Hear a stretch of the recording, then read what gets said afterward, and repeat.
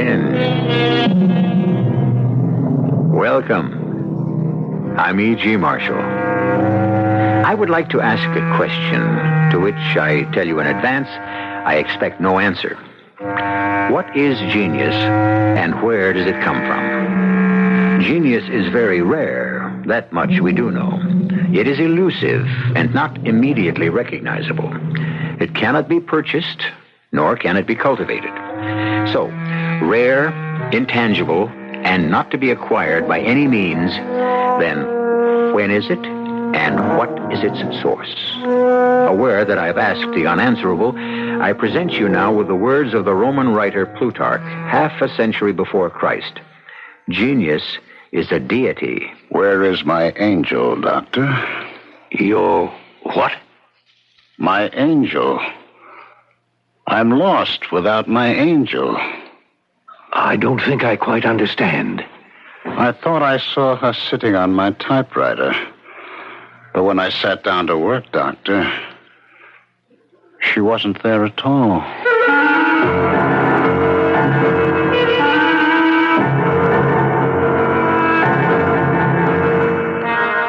Our mystery drama, Fallen Angel, was written especially for the Mystery Theater by Elspeth Eric and stars Ralph Bell.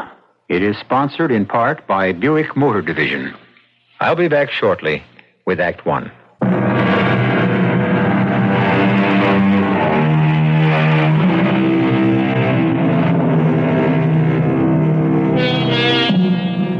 Our story concerns a writer. His name is Lawrence Maitland. Many think he's a genius. He thinks so himself. But genius or no, at the moment, Lawrence Maitland is in serious trouble. What went wrong? Something went wrong. What? What am I doing here? What kind of a place is this? How did I get here? I can't remember a thing. Oh, good Lord. What's happened to my memory? I can't live if anything's happened to my memory. Yes, come in, please. Dr. Kramer? Yes? I'm Jack Brody. Oh, yes, Mr. Brody, come in. You wanted to talk to me about Mr. Maitland? Yeah. Well, it all started in my place, you know, and Mr. Maitland ain't just a customer. He's like a friend, too. Mm-hmm. Did he come to your place often, Mr. Brody? Yeah, all the time. He never went no place else. When I say all the time, I mean when he was drinking, you know. But he wasn't always drinking. But there was months at a time he didn't drink at all. A periodic drinker. Yeah, well, he went on benders, you know, 2, 3, maybe 4 times a year. And always at your place? Yeah, right. Well, why was that, do you suppose? Well, I don't know. He wouldn't be recognized there. Not very likely. It's near the waterfront, you know. We don't get people from Mr. Maitland's kind of background as a rule. Mm-hmm. Well, him and I got to be what you might call friends. I mean, he knew I'd look after him. How? Well, when he'd get himself really boozed up, I'd call his taxi for him. His taxi? Yeah, it's the same one every time. The driver's a guy named Irving Kaplan. He was like a friend of Maitland's, too. Irving would take him home and get him to bed. And lots of times I'd even wake Mrs. Maitland up. He just knew what to do. Yes, Mrs. Maitland told me. Would you care to tell me just what happened that night? Morning. It was in the morning. About 11 o'clock, that's when I open up. And, well, the place was empty when he come in. I hadn't seen him in some time, but I wasn't exactly surprised. I knew sooner or later he'd show up. Hi, Jack. Hey, Mr. Maitland. I thought you'd never open up. Well, never before 11, you know that. Well, what's your pleasure? You know damn well what I drink. Make it a double. Right. Water with it? Beer on the side. Well, it's your liver. What's that? Who came in? Customer. Yes, sir? Beer? Draft? Please. Hey, Jack. I need another drink here. Yes, sir. Be right with you, Mr. Maitland. Now. Right now. You want the same? The same exactly. No, wait, I still have some beer left. Trouble? I said the same, didn't I? Who's that man? Enter the bar with a beer. Him? I think his name is Jones.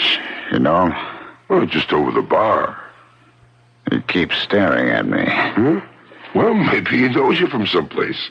Impossible. I never knew anybody like that. Well, maybe he's seen your picture in the paper. I've seen it a few times. Hey, maybe he caught you on the TV, huh? Cheap publicity. My publisher thinks it's important. Well, sells books, probably. My books sell themselves. Yeah, well... Jones. Is that his real name? That's what he told me. I think he said Jones. Don't you know? Look, it's none of my business. He says his name is Jones. As far as I'm concerned, his name is Jones. Well, tell you, Jones, to stop staring at me. No, I don't think he's staring at you, Mr. Maitland. Look, what if he is? It don't mean nothing. That's what you think. He's getting up. Occasional beer is all he drinks. He's coming over here. Now, Mr. Maitland, come on. He thinks he's going to start anything. He wouldn't do that. Well, how do you know? You don't even know him. Excuse me. Mr. Get Jones. him away from me. I was wondering if you'd care Get to him away. have a drink. No, Mr. Jones, You come on. dirty little punk. I just Come wanted on, to... tell me. I know what you want. I know all about you. Please, please. Disgusting. Let go of me. Oh, Mr. Maitland, come on. Come on, break it I up want to here. kill you. Please. You don't deserve to live. Hey, what's that? Are you crazy? What'd you do that for? I had to hit him. He's a maniac. Well, he didn't hurt you, did he? I'm calling the police. Guys like that, I know their type. I'm getting the police. You keep him right here. He ain't going no place. He's passed out cold. Well, the Jones character was back in a flash with a cop. Mr. Maitland was okay by then. Well, pretty okay. Mm-hmm. He'd taken a cockeyed swipe at Jones, and Jones swings back, and he fell and hit his head. He talked plain enough, but he repeated himself a lot. Kept asking what happened? Yeah, just like in the movies. And where's my angel? Angel? Yeah. Naturally, I thought he meant his wife, so I went and phoned her. And meanwhile, they booked him at the station house for disorderly conduct, and Jones said he was going to sue for assault and battery. So Mrs. Maitland showed up. I thought she'd take him home, but she didn't. So she brought him to this place. Mm-hmm. Well, I think she did the right thing. Yeah, well, why not a hospital? He doesn't really need a hospital at this point. He's better off here. I can't get over the yellow sheets. Buttercup yellow. And with the sun shining on them, very cheery. Very... It's hard to be depressed on yellow sheets. Is that the idea? Am I in some kind of asylum? A mental institution? Oh, Lord. That'll make some kind of a headline. Lawrence Maitland, America's foremost novelist, confined to a mental institution. But how? Why? Who did it to me? Who put me here? Pauline? Oh, why would Pauline do that? She's got no reason. No reason. Except to get rid of me. Oh, yes, there's always that. That would be the reason. Yes, who is it? Good morning, Mr. Maitland. Who are you? I'm Dr. Kramer. Max Kramer. How are you feeling? I feel fine. What is this place? Some kind of a nut house? Who put me here? It's a sanitarium. Your wife brought you here after a minor fracas in a barroom and a brief appearance in front of a judge. I've been in jail? Only very briefly. For what? Oh, creating a disturbance and assaulting a man who threatens to sue you. What man? I only know his name is Jones. How do you know that much? The bartender told me. Jack Brody, you talked to Jack? He seems to know you quite well. I do all my drinking at Jack's. Why? There are more attractive places. Jack's my friend. He looks after me. Why should anyone have to look after you? Sometimes I drink too much. Not often, but sometimes. Rest of the time, I don't drink at all. I'm not an alcoholic, in case that's what you're kicking around in that candy little brain of yours. I do not have a drinking problem. It's just that once I take a drink, I can't stop.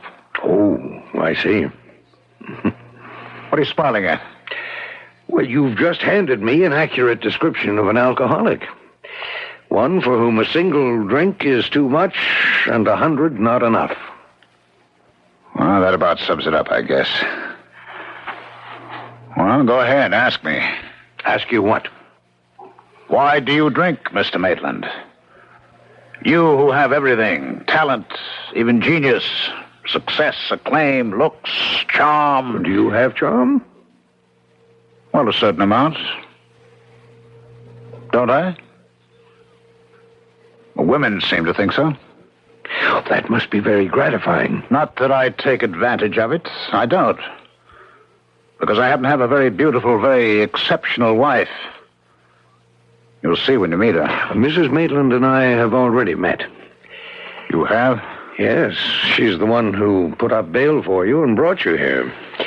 She's been here every day. Well? Well, what? Isn't she everything I said? And very clever, besides?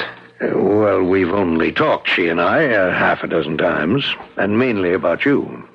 Well, she could tell you a lot, if she wanted to. About why you drink too much? About lots of things. I'd rather you told me. I drink when I can't write. When my angel deserts me. When she's with me, I write. When she won't come near me, I don't. I drink. Your wife didn't give me that impression at all. Well, what does my wife know about it? Well, you said when she's with you. My angel isn't my wife, Doctor. Is that what you thought? Well, the way you talked about her, I'm sorry. My angel...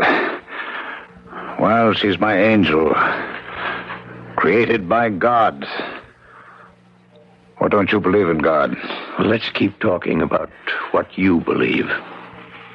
Well, angels are not necessarily created by God. Actually, I doubt that mine was.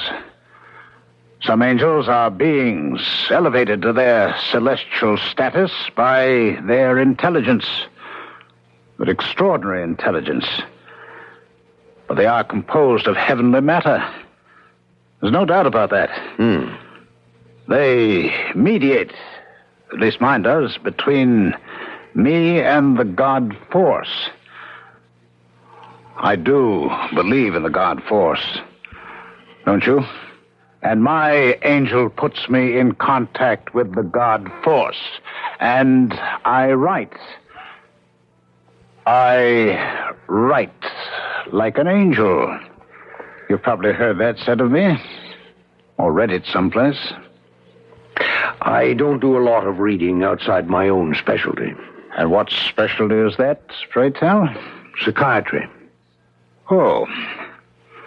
Would you like to analyze me, Dr. Kramer?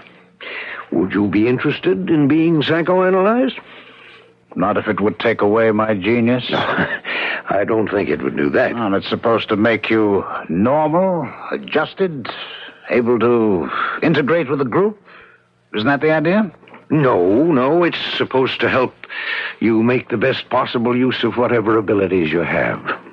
I have the ability to write, and I write, like an angel. Sometimes. When my angel is with me. Other times you drink to excess. And you think you could find out why I do that? I think together we might be able to find out. I'll think about it. If it worked, I wouldn't need my angel anymore. Perhaps not.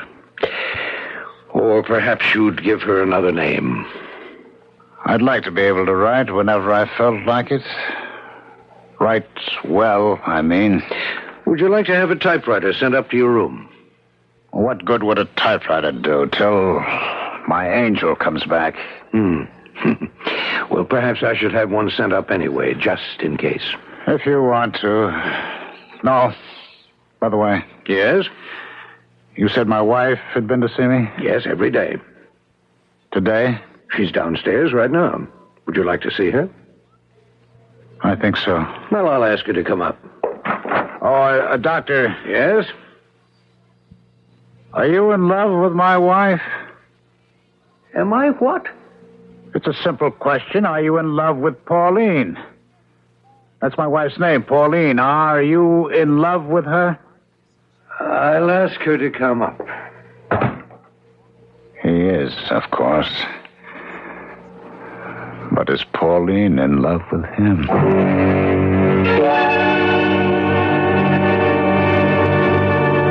Genius penetrates to the essential truth of whatever it concerns itself with. Genius does not stop with description, but goes on to revelation.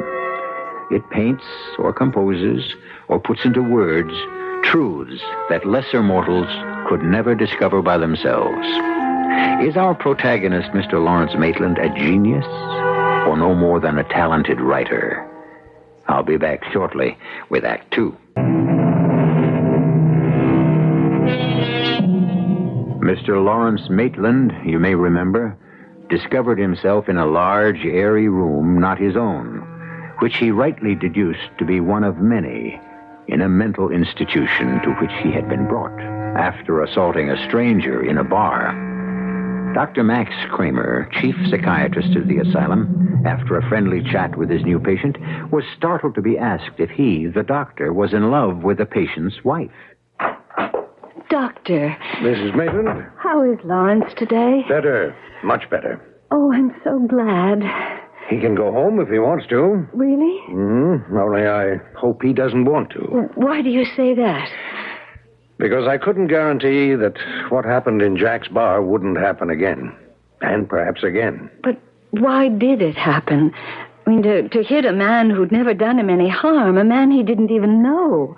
Mrs. Maitland, there are no easy answers. Oh, I know that. Everybody says I know that, but everybody goes on looking for easy answers. Yes, I'm sure that's true, but still But still, you'd like an easy answer. You're reading my mind, Doctor. Is your mind so different from other minds? No. But his is, Dr. Kramer. Lawrence has a mind that is, well, it's quite different. He knows things that other people don't know. Like what? Haven't you read his books? Well, I have meant to, but there's so much reading I must do. I haven't got around to it. Oh, but you must. They're like revealed truth. Like the best parts of the Bible, if I'm not being profane. Not to me, you're not. Well, I'd read all his books before I met him, all those that had been published up to that time, and then when I met him, I felt like a schoolgirl sitting at the feet of a master. Just to be near him was to be near the fount of all wisdom, all truth. How old are you, Mrs. Maitland? Why, I'm 37. How long have you and Mr. Maitland been married? 10 years. And do you still feel like a schoolgirl? Are you still sitting at the feet of the master? Well, yes, I do. I am. I don't think that's a very healthy way for a woman of 37 to feel. I think a woman of 37 should have formulated her own thoughts about wisdom and truth. Well, I never thought I never tried. I mean, I don't really know anything. You know a great deal. I don't know why you say that, really. Because everyone knows a great deal. I'm not trying to flatter you. Everyone knows a great deal until he or she starts taking the word of someone else on faith. That's when the intelligence falters, when we start believing what's told us instead of what we feel to be true. Well, I think I see what you mean. Well, now, we were talking about your husband, weren't we? He can go home if he wants to. Does he want to? He seems somewhat interested in being psychoanalyzed. Really? We've never been interested before, quite the contrary. Well, I can't say how serious he is about it now. But the incident in the bar, the fact that the man, Jones, I think his name is suing him for assault and battery, it puts a different light on things. Or it should. Of course, he has something the rest of us don't have. He has his angel. He told you about that. Oh, yes. It seems his angel has temporarily deserted him. Oh, it's Lawrence's way of talking. I don't think so. I think he believes he has an angel, a real angel. You and I perhaps would call it his ability to write. But if he wants to call it his angel, well, you know, at first I thought he meant you, Mrs. Maitland. Oh, for heaven's sakes, why would you think that? I don't know. I just did. Well, perhaps I'd better go up and see him now, if you say it's all right. Yes. Quite all right.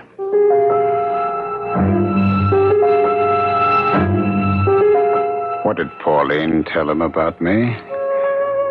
That I'm a rotten husband? A worse lover? She could have said anything, true or not true.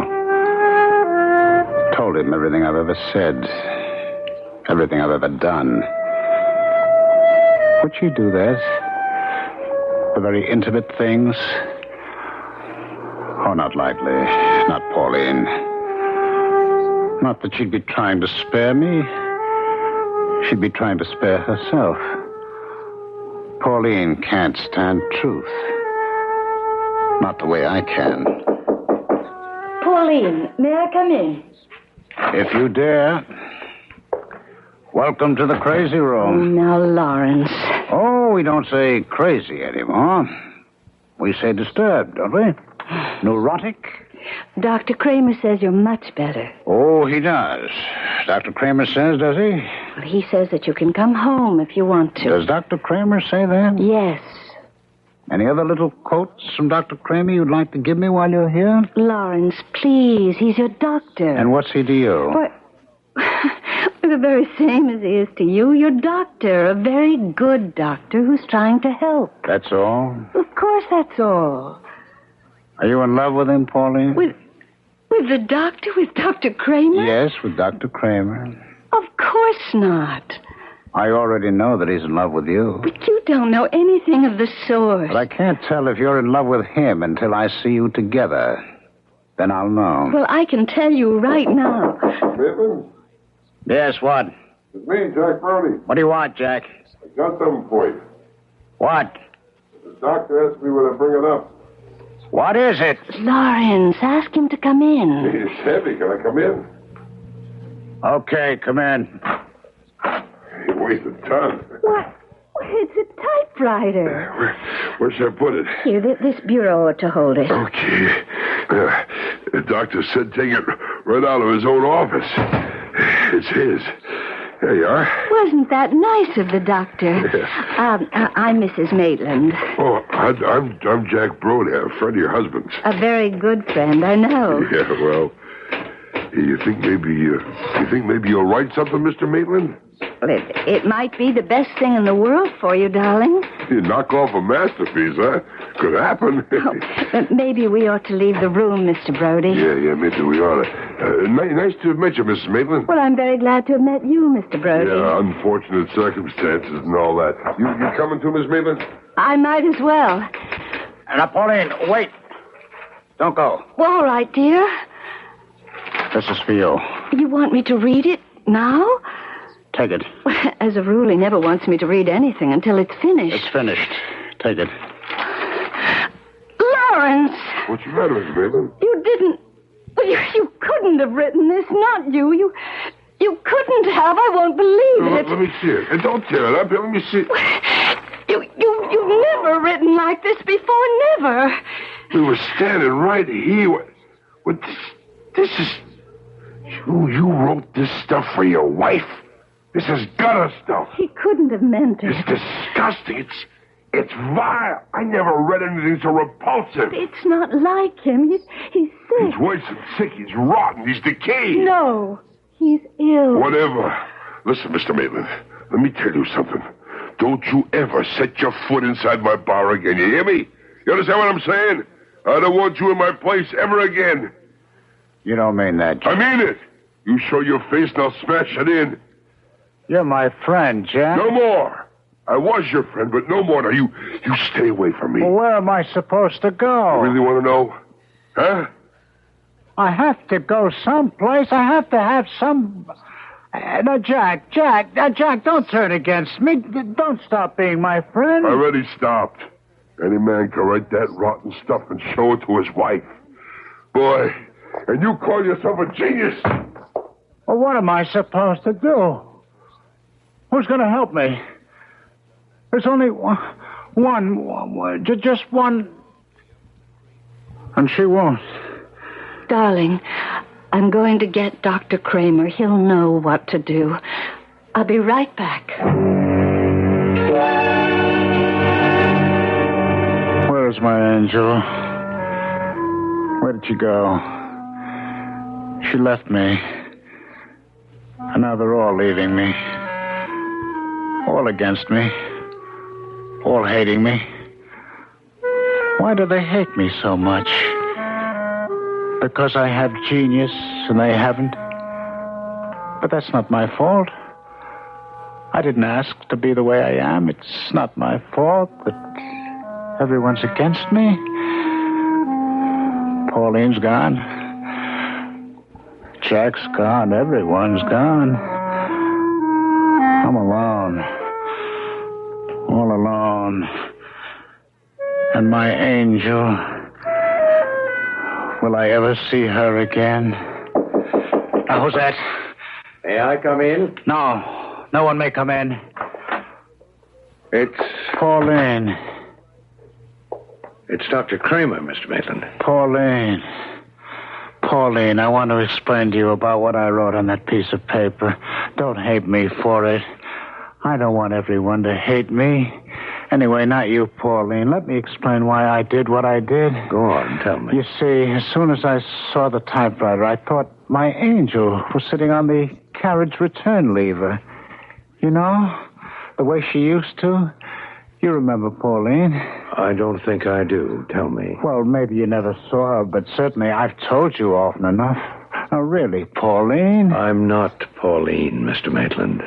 Don't you know that? Pauline, it looked like my angel. At least I thought it did. And, I was so relieved. She's come back to me, and now I can go on living. And so, you see, I started to type. You and Jack were still in the room. I remember that, but it didn't bother me. You were making small talk. It didn't matter. My angel and I were working together, you see? You do see, don't you, Pauline? Go on. And then... you screamed at me.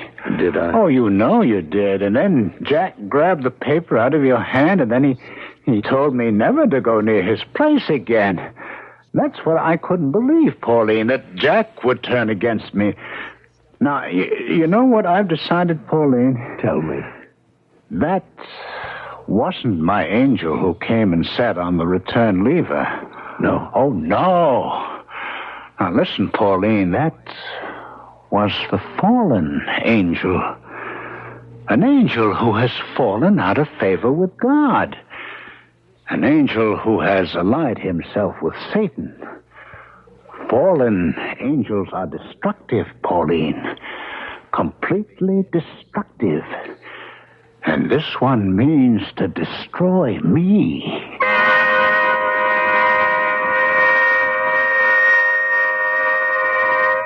How is one to tell a true angel from one who has fallen from grace? Since both have miraculous powers, how is one to accept the ministrations of the one and resist the machinations of the other? Speaking for myself, I find myself modestly grateful that I have never been visited by any angel whatsoever of either kind. I'll be back shortly with Act 3.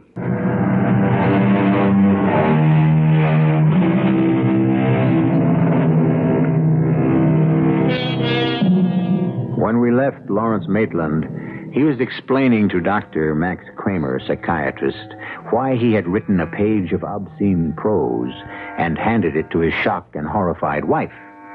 While his explanation may have sounded bizarre to the psychiatrist's ear, no less bizarre was Maitland's conviction that he was talking not to his doctor, but to his wife. However, several days have now passed. Yes, Jan? Oh. Well, ask Mr. Jones to step into my office, please. Mr. Jones. Now, why would he... Mr. Jones? Dr. Kramer? Yes. Come in, please. Thank you. Have a chair. Thank you.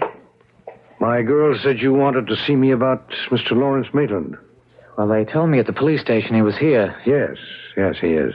How is he? Ooh, coming along? I'm glad of that. He's such a very great writer. So I'm told by many people, including Mr. Maitland himself. But you didn't come here to discuss Mr. Maitland's literary gifts? No, of course not. I came to tell you about that the most unfortunate incident at Jack's bar. Has he told you why he took a swing at me? No, he hasn't. Possibly he doesn't know. Possibly. But I know. Yes? He thought I was about to make a homosexual advance. Oh. Definitely. And I wasn't. Oh. Although I am a homosexual. Yes, I see. You see, I work as a bank teller, but most of my spare time is spent reading and sometimes writing, in a despairing sort of way. Why despairing? Well, because I don't think I'm really very good at it, and I don't suppose I ever will be. So when I saw Lawrence Maitland, the great Lawrence Maitland, sitting at the same bar at 11 o'clock in the morning, I thought, well, maybe if I could just talk to him for half an hour. I don't know what I thought, what I expected. Encouragement, maybe a pointer or two. I really don't know. But not what he thought I wanted. Well, was there anything else? Oh, yes, I wondered if I might see Mr. Maitland for just a minute or two. I have something rather important to tell him. Not what I just told you, no. Something else. I see. Something that, well, might make him feel a little better. Well, in that case, I don't see why not. Oh, he's such a great man, Mr. Maitland. Such a very great writer. It seems such a pity. Such a pity, yes. Jane, is Mrs. Maitland here yet? Oh, she is? Well, ask her to come in, please. Such a pity. Oh, come in, Mrs. Maitland. Come in. Thank you. How is Lawrence? Much better. Oh, good. May I see him? There's someone with him now. Oh, not Jack from the bar? No. I didn't think so. Mrs. Maitland, I think it's about time I gave you some kind of diagnosis of your husband's condition. A very tentative one, you understand, but, well, let's call it an educated guess, all right? All right. Your husband is paranoid, Mrs. Maitland. Not chronically so, only intermittently. Do you know what paranoid means, Mrs. Maitland? Suspicious, feeling persecuted? Correct. Paranoia is a mental disorder characterized by delusions of persecution and of one's own greatness. Do you follow me? I think so, only you sound so... So what? So severe. I'm not used to... Well, never mind. Well, I don't mean to sound severe. It's all right. But, Dr. Kramer, Lawrence is a great man. That's not a delusion. No one knows with exactitude what a great man is. Well, what's to be done, Doctor? I can't just abandon him. Well, psychoanalysis might help. Would he do that, do you think? He might. Should I talk to him about it? It's better that I should. I wouldn't know what to say, really. I'll talk to him as soon as his present visitor leaves. Well, you've never told me who his visitor is. I can't imagine who'd come to see him, who'd even know that he's here. It's the man Jones. The man he tried to knock down in Jack's bar. Who is it? May I come in, Mr. Maitland? Who are you? I'm Jason Jones, Mr. Maitland. Who? From the other night. couple of weeks ago. Jack's bar? I took a swing at you. Yes, you did. I must have been drunk. Oh, not so very. Well, sit down if you want to. Well, thank you. What can I do for you? Why, I don't know exactly. Teach me how to write? In one afternoon? I was only kidding. Not in a lifetime. As a matter of fact, I'm having a little trouble right now with my own writing. You see, my angel's gone away. Who? Who's gone away? My angel. The one who sits on my typewriter. Oh. You want to write? Get yourself an angel. And how do I go about doing that? Lord knows. They come when they please. And they go when they please. Mine has gone. I've dropped the charges against you for assault and battery. I'm not going to bring suit. Well, that's damn nice of you, Jones. Thank you. I don't think a man of your greatness should be dragged into court. I quite agree. So, well, that's about all. I just wanted you to know. I don't want to tire you. It's quite all right. Come back again sometime. Thank you. Mr. Maitland, if I might make a suggestion? Yes, go right ahead. Don't be afraid of people like me. I mean, if we want to buy you a drink in a bar or talk to you, don't be afraid. Afraid? What's he talking about? Afraid of what? Afraid of somebody like him? People like him? And what's there to be afraid of? Now, who is it? Dr. Kramer. Oh, you. Come on in. You, talked to Jones? Yeah. He's dropping charges against me. Very nice of him. I thought so. I thanked him. Next time, the man you hit may not be so obliging or so admiring. What next time? It may very well happen again. It never happened before. The disease hadn't progressed that far. What disease? Paranoia. A progressive disease. You mean it gets worse? Inevitably. Well, what do I do about it? Well, there are various things, but in your case, I believe I'd suggest psychoanalysis. We talked about that before. I think it might help you a great deal. Okay. When do we start? We? You and I. When do we start analyzing why I do the things I do?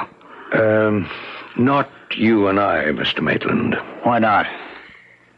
Well, the patient must feel sure that he likes the analyst. I mean by that he has no immediate, no instinctive antagonisms toward the doctor. I have no antagonisms toward you. Yes, but... So what's holding us up? I can't accept you as a patient. Why not? Because... Now, you've got to give me a reason. You can't just brush me off. Because I'm in love with your wife.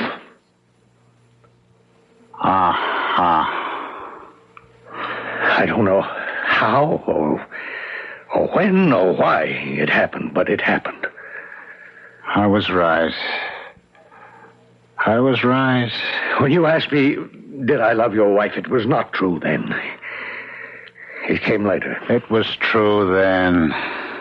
I knew because I am Lawrence Maitland, and I know these things. Now, Doctor, Doctor, I'd like to be alone for a while, if you don't mind. Of course. We'll talk more later. Perhaps we will. Perhaps. Goodbye, Doctor. Goodbye. If you need to talk to me... I don't think so. Well, in that case... What was that? What was what? I thought I heard something. Oh, did you hear her, too? Her? My angel. She's back. She is? Can't you see her? She's sitting on the typewriter.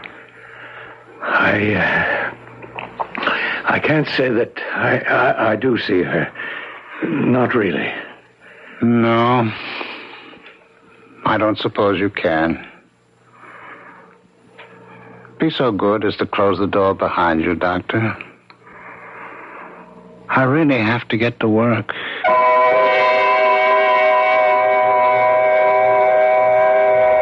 Tell me, John Matthias, someone is supposed to have said to the man who came to be called St. John of the Cross, how do you write your wonderful canticles?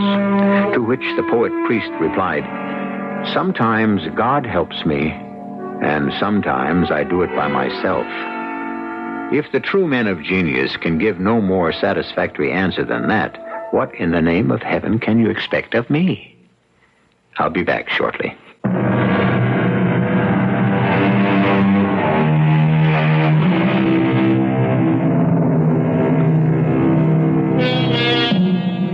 If you like a story nicely rounded out, as I admit I do, I can tell you this much. It was several years before Dr. Kramer and Pauline Maitland married, but marry they did. As for Lawrence Maitland, I don't know what kind of therapy he received, or indeed if he received any at all. I do know that he went on writing to the end of his days, and I suppose his little angel went on sitting on the carriage return lever of his typewriter. Of course she did. Else, how could he write? Our cast included Ralph Bell, Court Benson, Joe Silver, Jack Grimes, and Carol Teitel. The entire production was under the direction of Hyman Brown. And now, a preview of our next tale. I suppose we could say that I'm not here as an actress playing a part.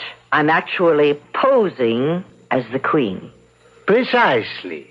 That isn't quite the way this job was sold to me. And my opening lines do not really mean, in God's name I conquer, in God's name I rule. What do they mean?